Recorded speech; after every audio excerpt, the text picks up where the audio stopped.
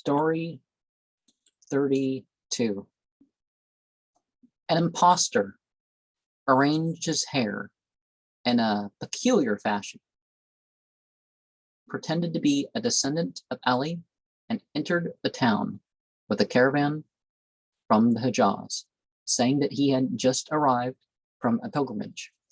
He also presented an elegy to the king, alleging that he had himself composed it. One of the king's courtiers, who had that year returned from a journey, said, "I have seen him at Basra on the Azha festival." Oh, Eid al-Adha, then, the sacrifice festival. "Then how can he be a Haji?" Another said, "His father was a Christian at Melita. How can he be a descendant of Ali?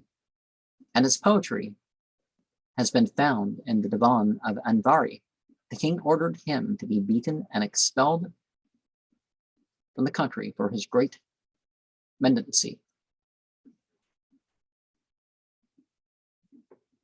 The man said, "O Lord of the surface of the earth, I shall say something more, and if it is not true, I shall deserve any punishment which thou mayst decree." He asked, "What is it?" "When a stranger brings before thee buttermilk, 2 measures of it will be water, and a spoonful sour milk. If thou hast heard heedless talk from thy slave, be not offended. A man who has seen the world utters much falsehood." The king laughed, told him that all his life he had not uttered more true words than these, and ordered the present which the fellow hoped for to be got ready. And it really doesn't matter who you're descended from. I've even shown from Shia narrations is that that's not the point. But in a way, it's kind of worse to lie about doing religious deeds than it is to lie about your ancestry. Now, a lot of people, who knows, whatever.